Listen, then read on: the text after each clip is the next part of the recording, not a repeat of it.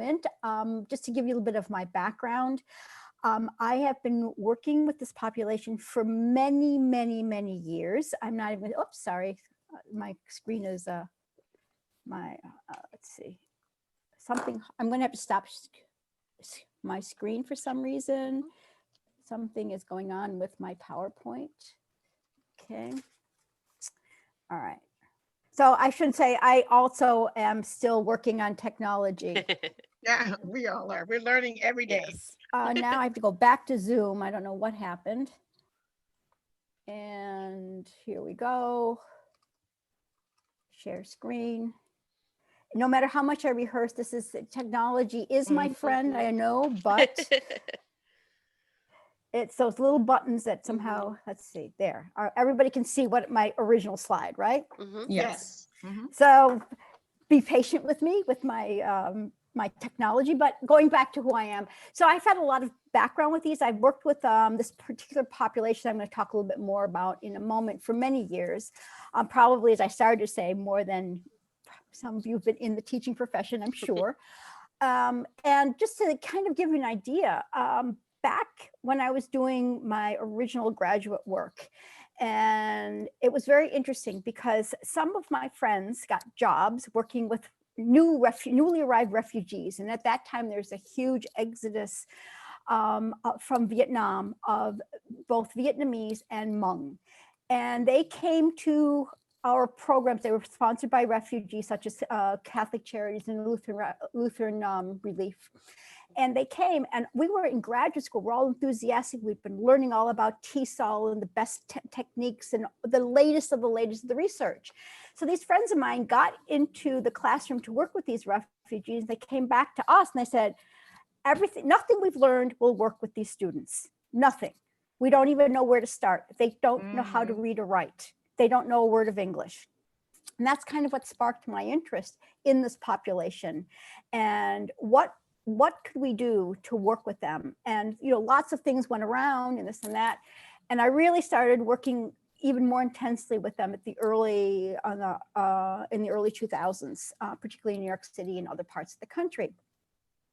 And one of the things my big concern has always been is how can we work with this population in order to make sure that we are offering them the best possible education that we can. And so that's why I kind of have the idea of countering the slide, because there's a lot of talk about achievement gap.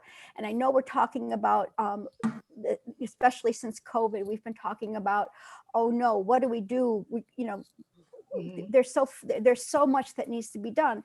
And I really feel there is a lot we can still do. And so I want to kind of start on a positive note. We can do a lot. And very quickly, just for those of you who may not be exactly sure about the population I'm describing, I'll start by talking about English language learners. This is who we all know, but who they are. They need to learn a new language, and they have to learn, while they're learning a new language, grade level subject knowledge, right? We know that only. Okay. And of course, they're going to encounter cultural differences. They're going to go through culture shock. There are a lot of things that they have. And we know this is not easy for them at any age. But there's also a subpopulation that I've briefly alluded to before. And this subpopulation generally tends to be ignored and underserved. Why? Well, because there are many reasons, but I call them students with limited interrupted formal education. This is also what WIDA has used.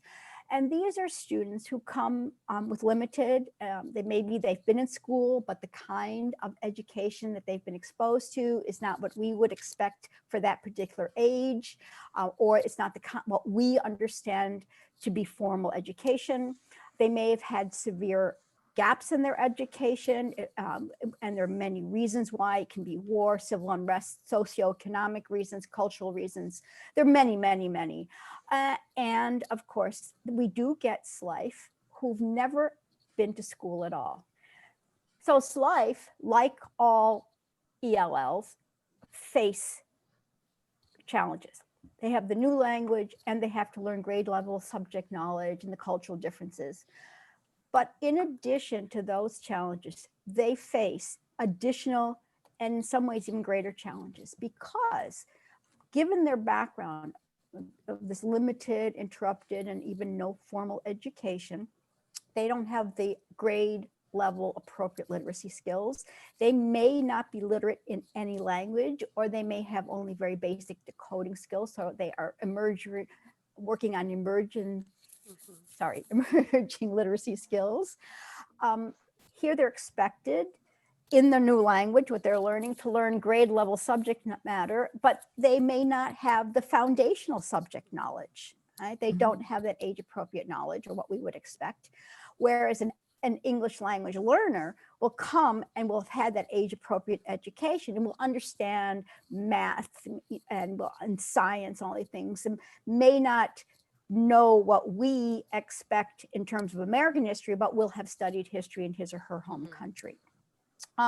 And very importantly, they don't necessarily know or have an identity as a learner. What does it mean to be a learner in school?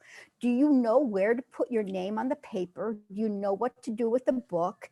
You know, just to give one example, or do you know how to engage in the types of behaviors and thinking we expect, particularly from 4th grade up? You know, we assume a lot of things about learners. And these may be things they still, and most likely not may, still need to learn. Of course, SLIFE, like all students, are not homogeneous. They're heterogeneous in terms of their prior life experience, in the terms of their prior learning experience, many of which will have been through informal ways of learning. And I like to talk about a ways of learning continuum in my work. And some of you may be familiar with this. On the left side of the continuum are students who come to school, our schools. They've never been to school and they're new to print. Now they may be new to print themselves, or maybe they even sometimes come from a culture that doesn't have a writing system yet. On the other end of this ways of learning continuum, we have English language learners who've had age appropriate education. So and I'm saying this in quotation marks, they only need to learn a new language, and they only need to learn the new subject knowledge in the new language. It's still a great challenge, or these are great challenges. But if we think about SLIFE, and I'm going to very briefly touch on 4 SLIFE as examples, is that I'm talking about these 4. I'd like you to think for a minute about students that you have encountered in your learning, or that you may be working with now, or maybe it's their siblings that you've encountered. Think about where might they fall on the ways of learning continuum.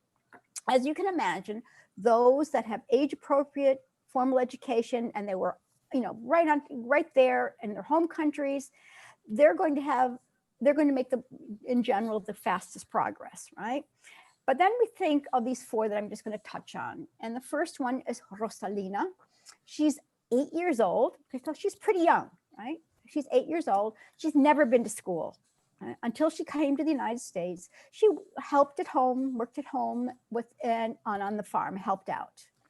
So 8 years old, never been to school. Then we have Manuel. Manuel is 15 years old. So in terms of school, he's much older, right? There are a lot of years there. He has been to school, but he only went for 2 years. He does have basic decoding skills. He comes from Guatemala, from the highlands.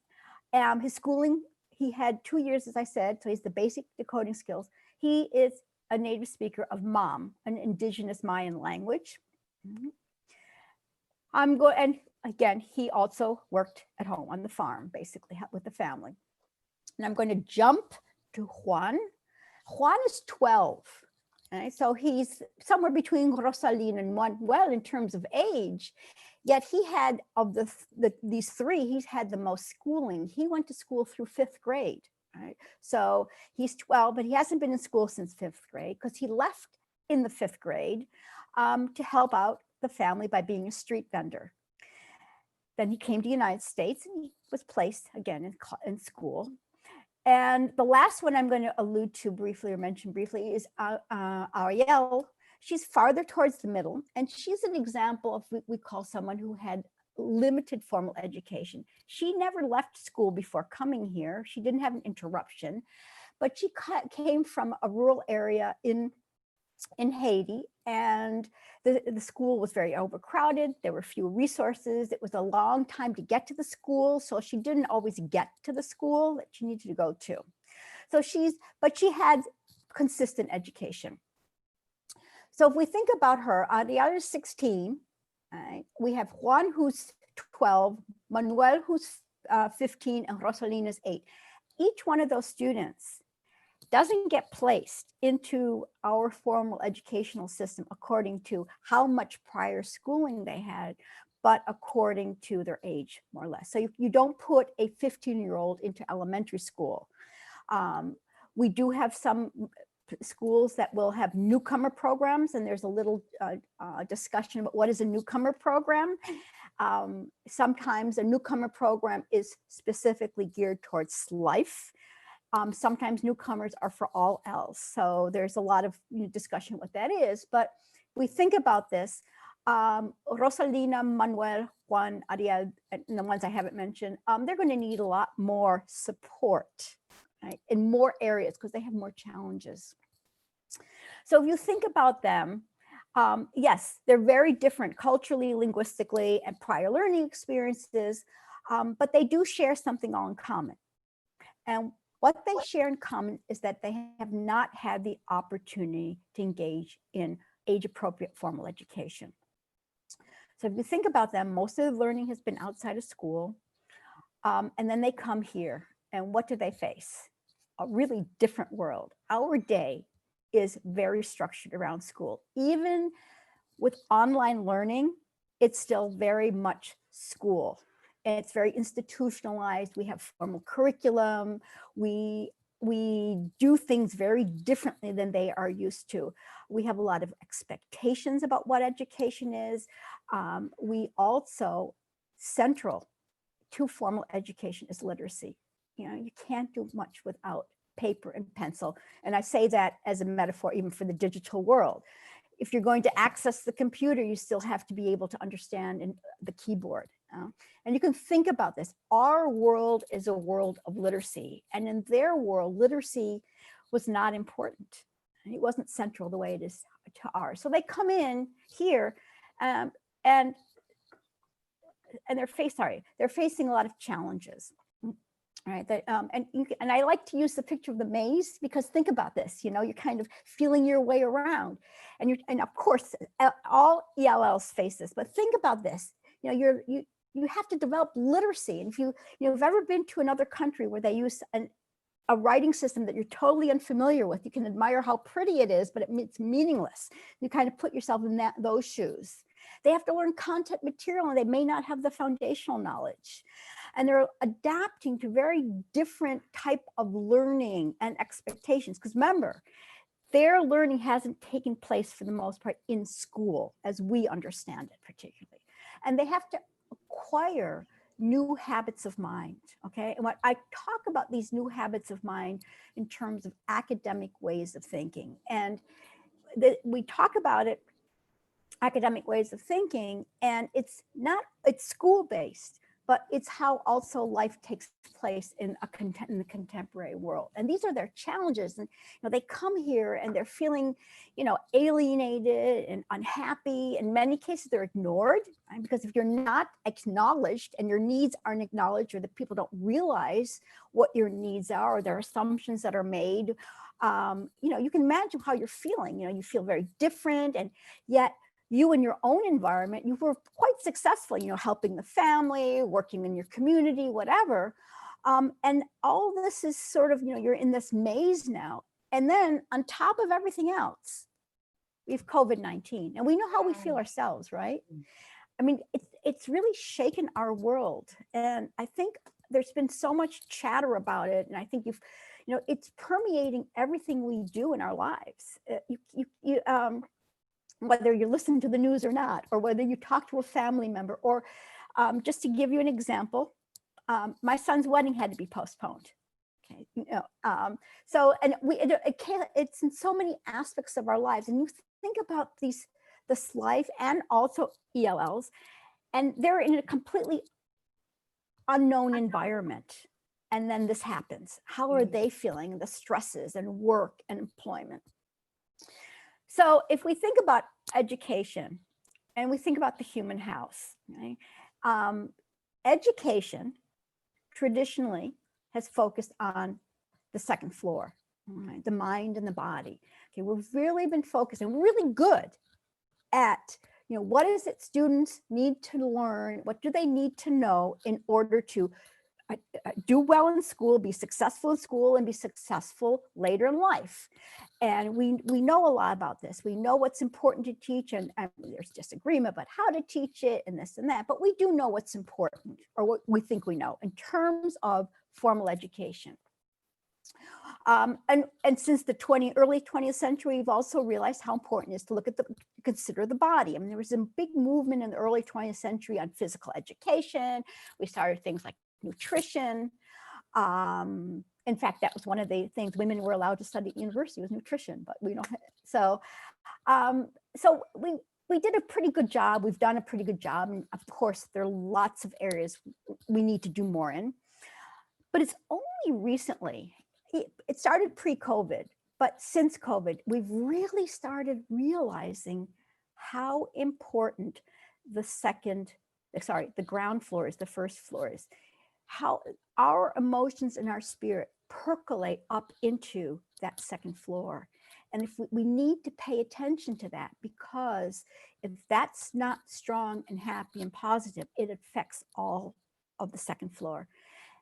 If you think about yourself as a teacher and you think of your students and as learners, and think of how much COVID-19 has affected you, and how much your emotions have affected your teaching, has affected their learning. And you can really get a sense about this idea of the ground floor rising, and really permeating the second floor. And even before COVID, there was this movement toward, let's pay attention to what's going on the ground floor, socio and emotional learning and so on. And I'm sure you've been seeing a lot now, and you've heard a lot about this. We have to care about our students, and we do. We really want to care. We want to build these relationships so there's a sense of trust. Our students can turn to us. They see us as supports, as resources. We're going to demonstrate genuine interest, and that means we're going to listen to our students. What can they tell us? What are they telling us? How can we support them? What are the safe spaces that we can build with our students, both virtually or physically? And it is key. It is central to what we are doing, a need to do. And because keep in mind that first floor, the ground floor. But I have a question for you. Everybody ready? Everybody awake now for the questions? Okay, here's the question. Is caring enough?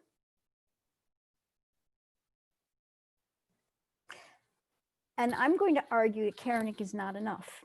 Yeah. Because if we only focus on the caring, we're doing our students, our SLIFE and our other ELLs, we're doing them a disservice. Why are we doing them a disservice? Well, because they need to do well. And again, we can argue what that means. They have to succeed somehow in school. Right? Because if we don't help them succeed in school, do well in school, whatever succeed, achieve, however it's going to be defined, if we don't help them, we're not promoting equity. Right? So if we think about the factors that lead to student success, and there's decades of research that tells us what these factors are, we have to combine caring with high expectations. Right? Not busy work, not fill-in work, not, oh, well, they can't do this anyway, let's just give them this. No, we have high expectations. If and when we have high expectations, we have to have very clear goals, and we have to provide guidance how to get to those goals. We must be sure that they're active learning opportunities. They're not sitting there passively. We're not trying to think of ourselves as somebody we're stuffing their brain full of ideas or knowledge, but something that they are involved in, so the learning is motivating and it's interesting and it sticks with them. Very importantly, we have to think about it's our job to somehow provide them access to a full and robust curriculum. And they don't come to us as blank slates, right? The SLIFE come, ELLs come, they have a lot of information and knowledge and skills that may not be outside the traditional knowledge that we have in education or expect. But we can use asset-based approaches and build on what they bring to education. And we not only build on it, we have to acknowledge it, we have to respect it, and we have to integrate it, okay? And intentionally and mindfully do so. Because remember, these students are resilient, right? This life, particularly, and if you think about unaccompanied minors or any of the other students that you may have worked with, they have gone through a lot to get to where they've gotten to. And these students are very resilient. So of course, there are many, many factors that lead to student success, but I really want to highlight these because we have to care, but we can't lose sight of some of these key factors leading to student success. So then you're going to say to me, well, okay, got that, fine. All right, now what do we do? How do we do this? And I'm going to start by talking about learning paradigms. And I'm going to and a learning paradigm is how people prefer to learn or how they learn. And I'm going to contrast SLIFE and US classrooms. Now, I'm going to talk about them sort of as a dichotomy, but it's very, very important that you realize, like the ways of learning continuum, this is a continuum of also paradigms. It's not black and white, right? But for discussion purposes, we're going to look at it this way. So I like to talk about learning paradigms in three ways. Okay, talk about conditions, processes, and activities. And let's start with conditions and conditions for learning. What needs to be in place for effective learning? What are the expectations about how you go about learning?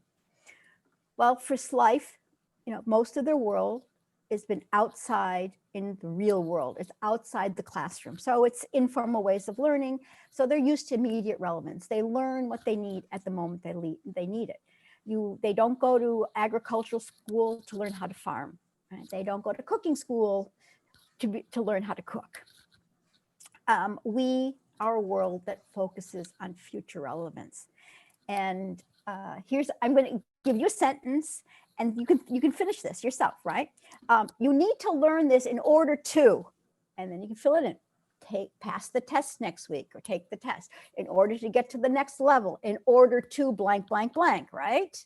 Or you need to learn in order to learn future relevance. And you might think to yourself, well, wait a minute, it is relevant, but it's not the same concrete, immediate, tangible relevance that they're used to. We're very future oriented. Even if we don't think we are, we are. They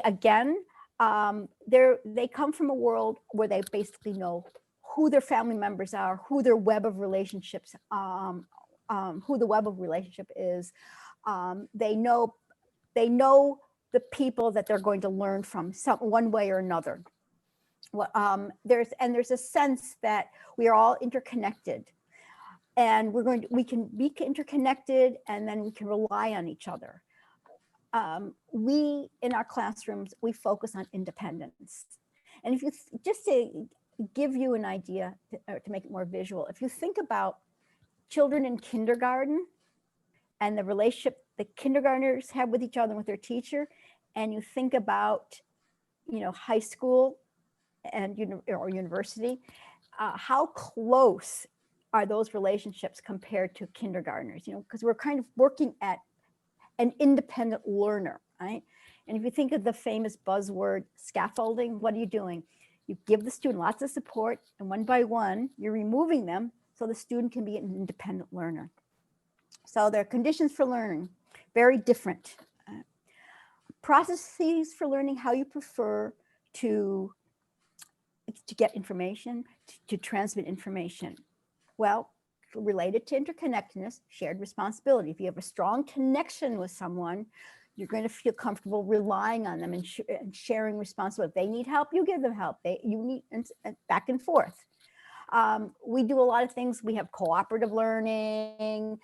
You can work together, but when it comes down to push, and sure, when it really comes down to it, assessments aren't collaborative. You have to do your own individual assessment. And I'm sure we've often had the thought, well, that's cheating because you asked somebody for help. Well, what's the difference, right? Why don't that person knows more, but we have a different view of it. Well, their strength is oral transmission. Literacy is not their comfort zone. So if they need information, or they have to or give somebody information, they're not going to write it, they're not going to type it, whatever, they're going to do it orally. That's their strength, and our word is the written word. And we don't realize, you'll say, oh, I don't like to read, I don't do that much reading, blah, blah, but it doesn't matter. If you take a look at your desk, I'm not even going to show you my desk. I kind of positioned it so you couldn't. I'm covered in papers and books. Okay? And particularly as teachers, we have so much of the written word around us. And that is education, formal education. It's the written word. And it can be digital, it can be hard, but it's the written word. And finally, activities for learning. As I said before, they are used to pragmatic tasks based on sociocultural learning. That means they're learning what they need, when they need it, and they implement it when they need it. It's very concrete. So you're learning, as I mentioned before, you're learning to, you observe, you do it yourself, you taste it, it doesn't taste good because you didn't add salt, whatever. It's very in the moment and very experiential. We have a lot of decontextualized tasks that are based on academic ways of thinking. This is how we build and demonstrate mastery. So one example of very decontextualized task would be multiple choice. You don't walk around the real world and say, these mushrooms are edible, A, B, C, or D, right? And I don't remember all my mushrooms, but that are edible. And you don't do that. You just, look at them and you learn from somebody. But we do multiple choice. We do true and false, and we do short answer. We do diagrams. We do graphic organize. And these are based on academic ways of thinking, such as compare, contrast, classification, on and on. Some of you may be familiar with Bloom's hierarchy. Okay, so this is the contrast. So then comes the question, okay, so we know there are contrasting learning paradigms. What do we do? Well, we could do everything on their side, completely change our way of teaching. Not really going to help them do well in school, right? They're not going to do well. Once they leave our classroom, that's it. We could do everything our way, and we know that doesn't work for most of them because there's too many things missing. Remember, these are SLIFE. Somewhere along that continuum, they're going to need something else. And that's where my work comes in with my colleague, Helene Marshall. And it's called the mutually adaptive learning paradigm. And essentially, the mutually adaptive learning paradigm is, as it sounds, both sides adapt. We take things from their paradigm and honor and incorporate them, and we take things from ours that they absolutely essentially must learn, and then we also combine where we can. And what does that look like? Well, you recognize the two sides, so let's see how we adapt them. We accept their conditions, and it's so easy to make sure that there's something of immediate relevance in our lesson, in our classroom, not to the curriculum, but to their lives. And we do this because we've promoted interconnectedness in our classroom. Remember the caring part? The caring part where you have this trust, this relationship, and it's a two-way relationship where you're listening to your students, you're learning from them. They feel that you're part of that web. And if you know them and you've heard them and listened to them, then you know what is going to be of immediate relevance to them. And they're going to feel comfortable sharing it also with you. And you're going to have a learning environment where it's a learning community. Combine US and SLIFE processes. Well, here, provide opportunities where they are allowed to work together, and we promote working together. Why not? That's a strength of theirs. But make sure that while they are working together, they must do something individually. Right? So that when they have to do individual work, they know what's expected. It's not a surprise. Oral transmission is their strength. we require written word. Well, one of the things we're going to do is, particularly depending where they are on the ways of learning continuum, we're going to think about, let's turn to to elementary school. How do you teach early literacy? You do a lot of visual work, you do a lot of pointing, repetition, choral work. You adapt this for age appropriateness, but you're going to look at a lot of these techniques and not just hand them something, read it, or not just discuss something and then write about it. You're going to integrate these more. And finally, we're not going to assume that they're going to know how to engage in either the tasks or the academic ways of thinking. So we're going to teach them how to do the tasks, whether it's you working with a graphic organizer or doing a multiple choice question or doing short answer, but we're going to scaffold it by using familiar language and content. Right? Now let's take a look at what that actually looks like in the classroom. Okay? And the best way to do it is by projects. And projects are wonderful. And I know a lot of people, the first thing they think of is, oh no, how can I possibly do a project? What if I'm doing virtual teaching? What if? But think about, first of all, think of all the positives of projects, right? You can incorporate multimodalities, all your language skills. It can be multi-level, so you're differentiating, and make it interdisciplinary. You can easily incorporate it, all the different components and elements of MALP, and you can include families. If they're doing it virtually, why not include their families, their siblings? It doesn't have to be just that student. Remember the idea of sharing responsibility. There are many ways to do it. The other thing to keep in mind is really important with project is the idea that you start small and you build, because you want to keep it simple, sweetie. Right? Think in terms of a project has to be manageable, it should be structured, and it should be reoccurring. Because if you have a recurring projects are recurring, then they understand already what's coming, and they're not always learning how to do things. And if you're thinking of the small, the small nesting dolls, right? You can put them one into another. You start small with something very simple, and you can build on that and build and build and build until you have a larger project consisting of many smaller projects. So a project can be one project can be a stepping stone to a larger project. Just always keep in mind, keep it simple and use available resources. Don't think about all those big things, make it manageable. Surveys, great way to get started. Right? This is a quintessential MALP project. You can make it paper and pencil, you can make it, and it can be a project in and of itself, or it can be a stepping stone, as I said, to other projects. Very simple. You can see, they can check off, smiley faces. You can use Google. You can make surveys with Google. You can use apps such as Kahoot, or if they only have a smartphone, if you're doing virtually, or somebody in the family does, you could always use WhatsApp. But surveys are great. And I want to show you a project that starts out with a survey. So the sample project we're going to look at is timelines. And if you remember, I said earlier that SLIFE have to develop academic ways of thinking. And one academic way of thinking is historical time. They may not have a sense of historical time. If you have never studied history, right, you don't have that sense. So you have to learn that sense of historical time. And what a great way to do it, well, to start with birthdays. And again, not in all cultures are birthdays important, yet here in this culture, birthdays are very important, birth date. Yeah? So you have a survey. And again, this can be more or less structured depending on where they are in the learning ways of learning continuum and their language ability. They can include their family members. They can include each other. You can develop sentence frames. Again, depending how structured the sentence frames are, will also reflect where they are in the ways of learning continuum. And you include yourself, okay?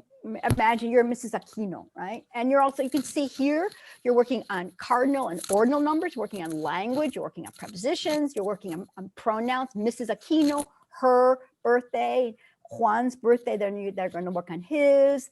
You'll also notice they're working on some comparison and contrast before and after. And you'll notice, so they're also working with time.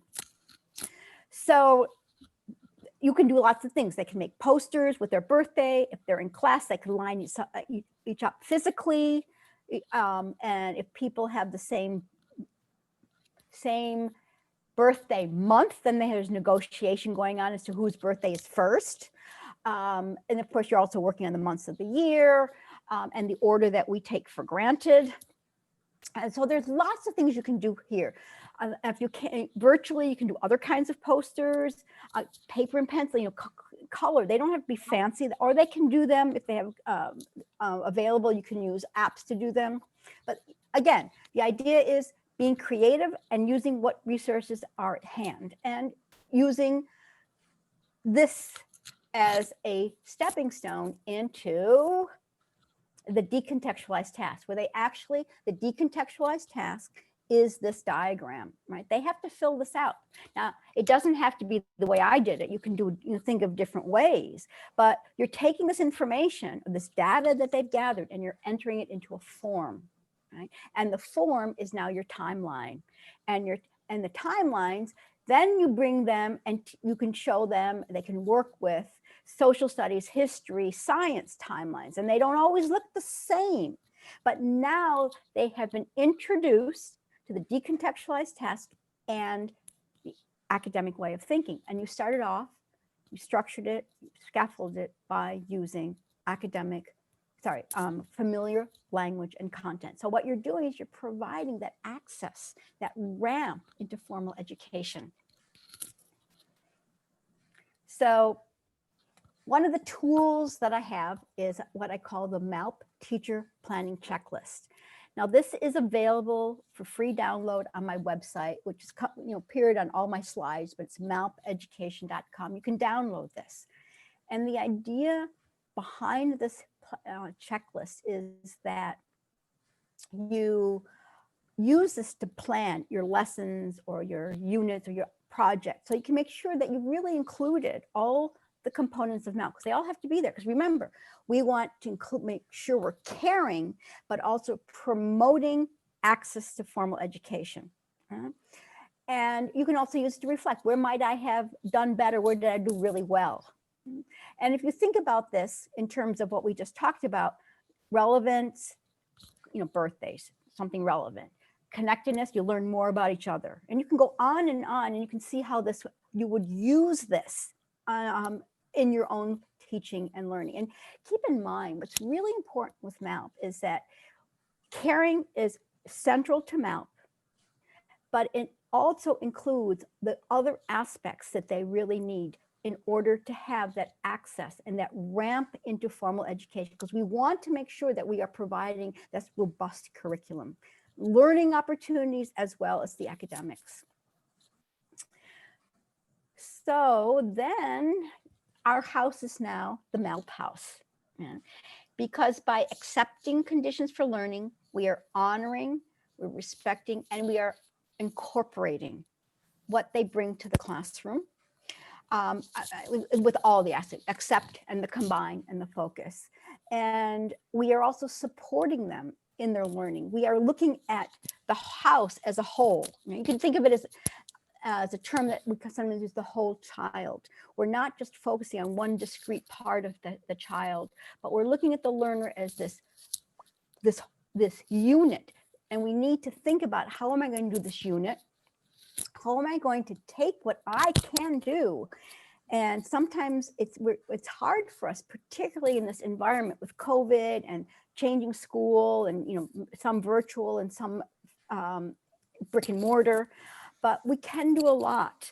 And if we think about, instead of thinking about worksheets, moving away from worksheets, but thinking about what can they create with my help as learning material, then we've really taken a great step forward in terms of asset-based teaching and learning.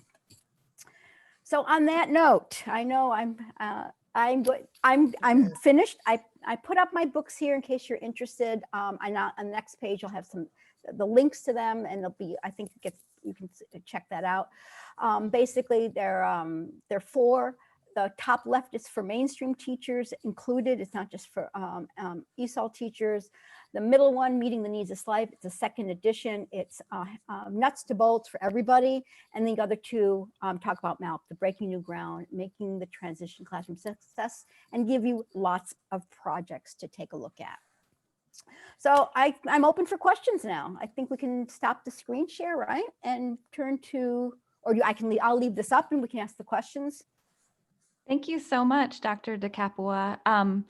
I was just looking back through the questions that came up in the chat, and I think I'm going to go through them kind of in reverse order, since there was one that came up about projects, and that's what you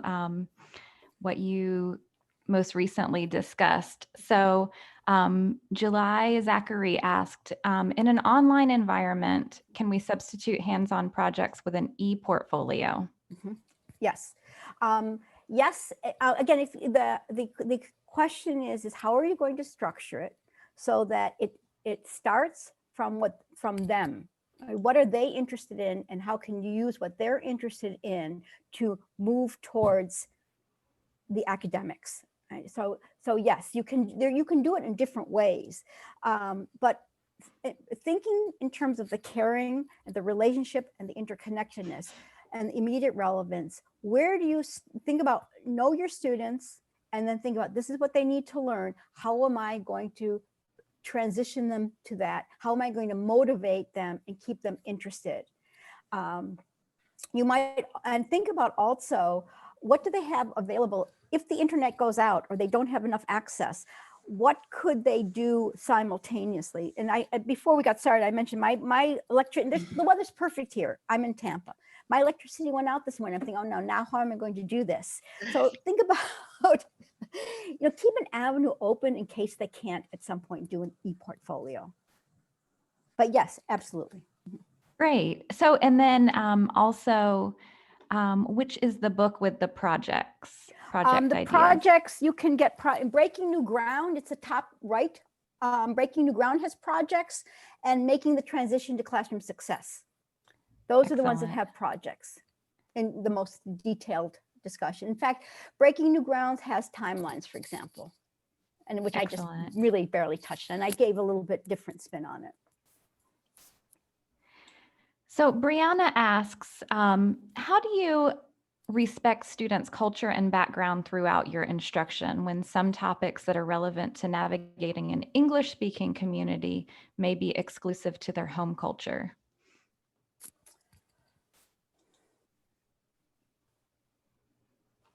I'm not, well, there's different ways to look at that. Can you repeat the question again? Because I want to make sure I get this right. Okay, so she says, how do you respect the student's culture and background throughout your instruction? So some topics that are relevant to navigating an English-speaking community may be exclusive to their home culture. Okay. That's a very difficult question. That's why I wanted to double check it. Some things are taboo in their culture that are the norm here, or the standard. One of the things, when we talk about caring and interconnectedness, one of the things that we have to do and work towards is creating that classroom learning environment where they feel safe, and where they also feel, we also have to talk about respect for each other. So I may come from a culture that, and I'm going to give you personal experience. I was teaching several of us were teaching, this is many years ago. I was young, and teaching, and all the students came from a culture where women were not teachers of men. And there was a lot of resistance to having us as teachers. So they went together to the principal and said, we can't have this. And the teacher basically said, I understand and I respect, but you're here, and this is how it is here. You can still respect the person because that person has the knowledge, and you have to understand that she is the boss in the classroom. So you have to but you have to do it respectfully. And ideally, you can also enlist community members who can do it in a way that is particularly culturally appropriate. And there, I mean, honestly too, there's always going to be some kind of friction. I mean, just look at our world, our country today. There's going to be some kind of friction, but I think the key is respect and say, this is how it is. This is the rule, or this is how things are done. And you may disagree, but in this particular time and moment, this is how it's done. Right. I completely agree. And I like your suggestion of incorporating or including community members who have kind of already navigated that process, because, they can help balance how that person sees the situation.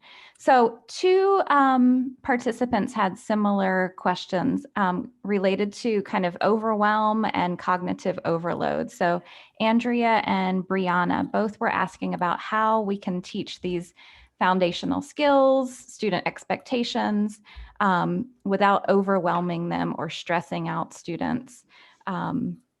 And do you think that SLIFE students are more prone to cognitive overload? Well, there's a lot in there. First of all, less is more. Right? If you've ever learned a foreign language, not simultaneous bilingually, but you learned it as, let's say, adolescent or adult, and you're thrown in a situation where you can only speak that other language. If your brain gets tired, your tongue gets tired, you're exhausted. So there's overload there already. And now we're asking that, and maybe you're just negotiating as a tourist, but we're asking these students to do so much right now. So I'm not saying we're lessening our expectations, but think about, there's so much that they're trying to learn at one time, that make sure that you're teaching less at one time, because you have to learn it in order to get the foundation. So for example, I'm going to go back to, okay, I showed this slide, and this is not something you do in 1 day, 2 days, 3 days, 4 days even. If they're farther to the left of the learning continuum, this is going to take a long time. And you're not just teaching language here. Think about this. Remember, I was showing you some of the other, first of all, you're teaching the time sequence, you're teaching before and after. So there's so much going on here. You have to make sure that you're not rushing things. That doesn't mean you're going to spend 4 weeks on he, she, and it, or pronouns, but it means that you're thinking very intentionally, what am I trying to teach, and how am I teaching it, and why am I teaching it? And you may not master it, the student may not master it the first time around, but it doesn't mean that part of it isn't there. Right? So even earlier, I don't know if you could see, there was a picture of that they had drawn a human body. They put the students traced themselves or each other, and then parts of the body, and with that, learning the parts of the body and how to say things, they're also learning some science in there, but it's going to take time. So you have to think less is more, and that's a difficulty for many administrators, is to accept that SLIFE it's not remedial, because remedial means you missed it, you didn't get it. But they are doing catch up. They didn't get it the first time around because they didn't have the opportunity. So they're going to need more time. And you have to think about what other supports can I offer them, and enlist their families, their friends. This is a really good time to do group learning, which doesn't mean, sometimes they'll hand in something that somebody else has written for them. And there's the part where the cultural comes into, the idea of relying on somebody else to do something perfect that the teacher will like. Is, well, that's wonderful that you were able to get, so-and-so to help you, but I really want to see what you can do, because that way I can help you and we can work together. Absolutely. And one thing that stood out to me was how when you talked about keeping it simple, you said use resources that you already have, and have that kind of recurring instruction, so that our students aren't overwhelmed by the type of task that they're being asked to do. So Brianna asks, seeing that these SLIFE students get placed into their age-appropriate grades, how do you appropriately diagnose gaps in SLIFE's students' education? Well, if they're all the way to the left, it's easy. It's the ones that, that move towards the middle. Meeting the needs of SLIFE, that the book on top, the second edition, I have a whole chapter on how to evaluate SLIFE. Go from the initial meeting, with the family members or legal guardians or whoever it is, to when you're in the classroom, what you can do. And there are many, and it's going to take some time, depending on, because this happens many times, maybe they can speak relatively well, but they don't have the reading and the writing skills. But do they have them in their native language? Well, there's a question. Maybe, and there are ways to get at that, even if no one knows their native language, if they're an indigenous speaker of a language that we don't have an interpreter for. You can use, for example, you can give them a series of photos and ask them to sort them, like make it a sequence, because again, that's kind of an academic way of thinking. You can have them tell a story, or give a caption or write something, and you can tell, if with practice, you can tell if they can write in their native language. You can, how laborious it is for them. There are different things you can do, and there are different types of ways of getting the information. But going back to that caring and that interconnectedness, you have to have a relationship, because they're not always going to tell you, and they're not going to respond well to a machine gun. You've got the counselor and then translator and the teacher and on the here and asking questions. You make it like a conversation. You offer them something to eat and drink, make it comfortable. But I have, again, as I said, there's a lot to that if they're not all the way over. So I think that kind of ties into Carson's question about some things what can she do at the end of, or at the beginning of the year as an elementary teacher that can make her ELLs feel comfortable and cared for? Oh, there's so many. Yeah. One of my favorite, again, let's say if it's virtual, all right, or to include the parents, if you can at all. Make a little welcome video.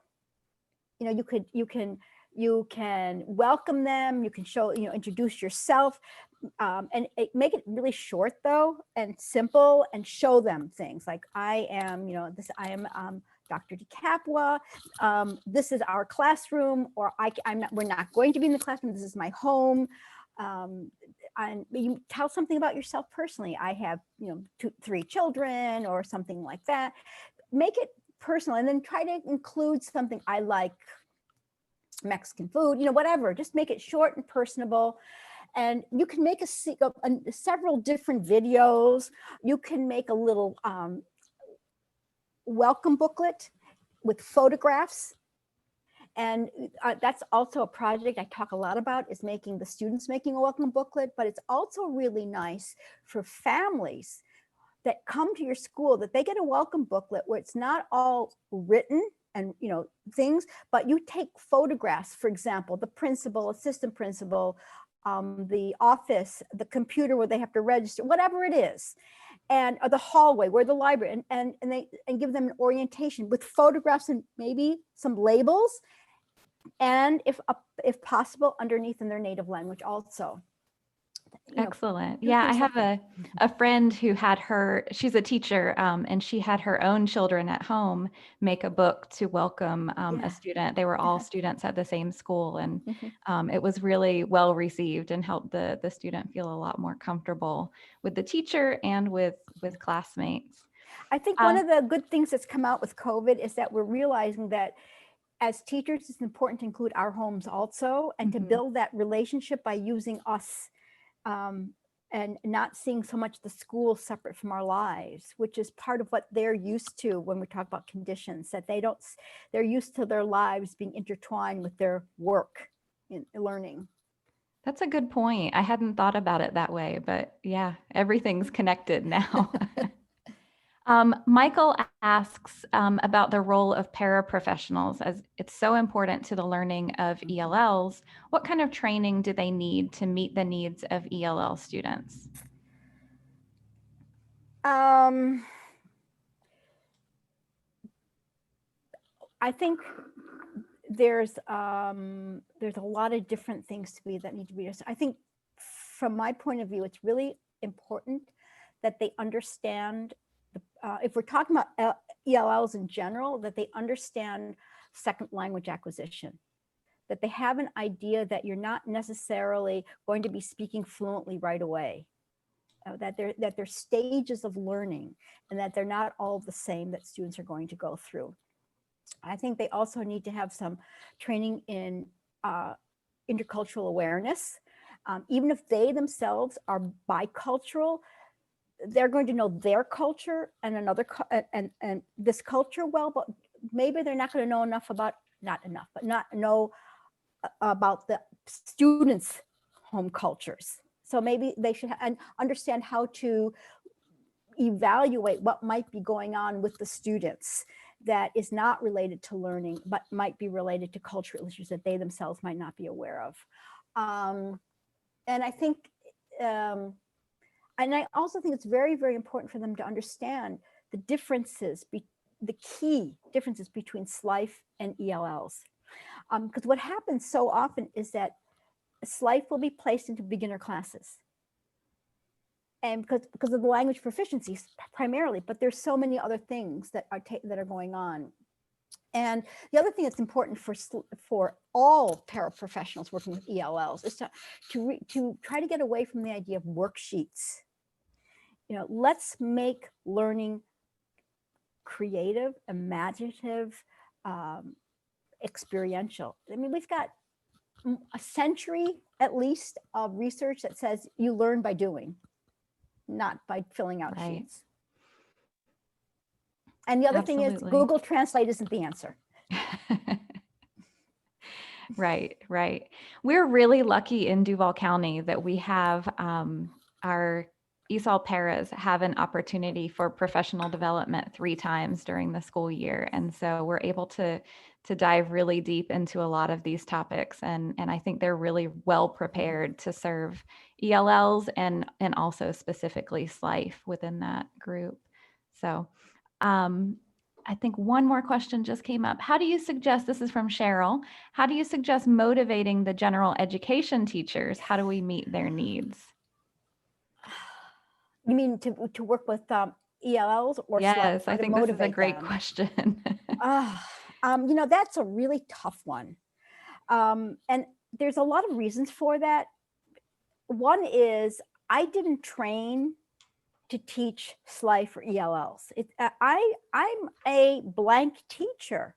I can teach blank really well and I can differentiate, but I don't know what to do with them. I don't have the background or the training.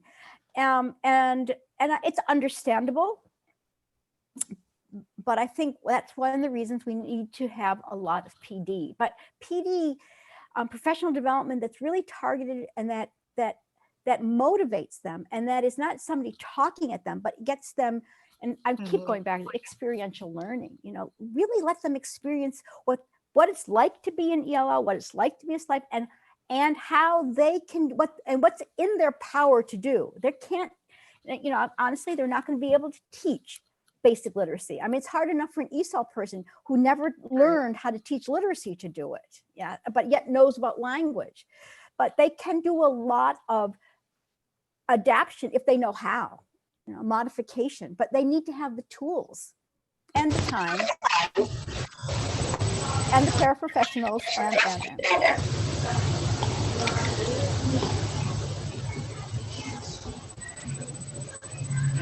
All right, I think we're wrapping up with the questions. I think that's about it in the chat box, and we're just a couple minutes behind our agenda schedule. So Catherine, do you want me to turn it back over to you?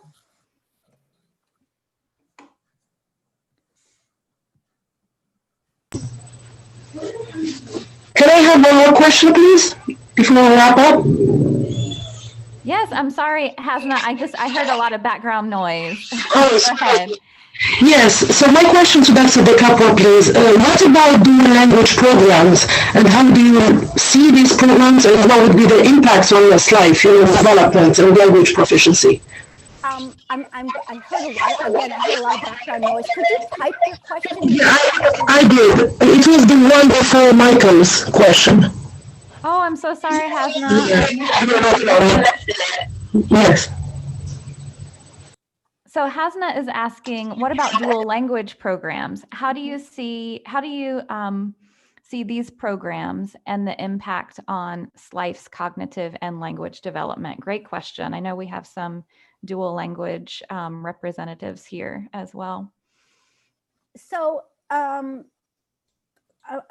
dual language programs that I'm familiar with, and I'm not familiar with everywhere in all of them, is they usually you start at a young grade and you move up in a cohort. So but you don't, from my experience, and please correct me if this is not true in Duval County, for example, is that you don't usually go into a dual language program when you first come, if you're at 12. So we actually have our dual language specialist from Duval County here. Claudia, do you want to chime in? Okay. Yeah. Hi. So actually, we do kind of let in our ELLs who come into the country in 7th grade. They do have the opportunity to join our dual language program. Of course, that would only benefit if they're a Spanish speaker, which here in Jacksonville we have, gosh, I don't know what, 28 or more languages. So although that is our largest demographic, but for us in Duval County, we do. Okay. Because my experience in general has been that you started and the cohort moves through the years. But having said that, I have seen some examples where somebody would come, but they already had the background in the English before they came to the dual language. Yeah, not in our case. We Okay. kind of use it as an ELL model where they're going to learn English while they're in the program as well, and we support those needs. We just thought it was really important to also offer that opportunity of native language instruction because we know how important that is. And so if we can eliminate that feeling of being overwhelmed in an English only classroom, why not? So we couldn't deny that opportunity to the students here in Duval County.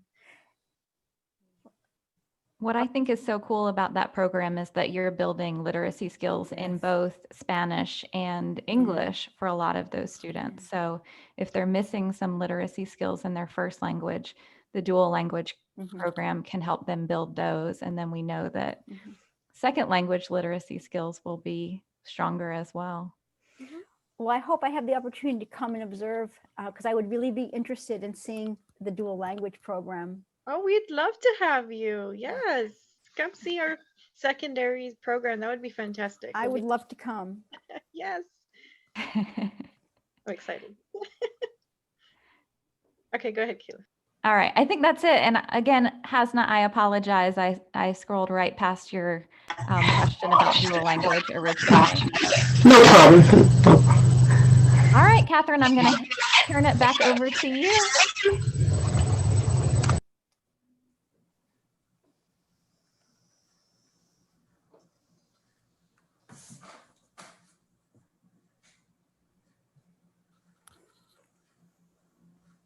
We can't hear you, Catherine.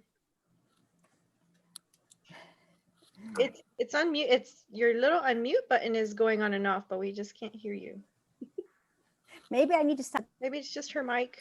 You have to plug it back in. There, I hear you. You hear me? Yes. Goodness, oh, you gotta love technology. Okay, sorry. So I am going to stop the recording, and then I will send that to you, Dr. DeCapua or Andrea, and then all of our participants as well. Great. Okay. I can't tell. Sometimes I'm like, can you hear me? I can hear you. Yes. Okay, I good. stopped the Thank you. screen sharing. I think that's what I needed to do.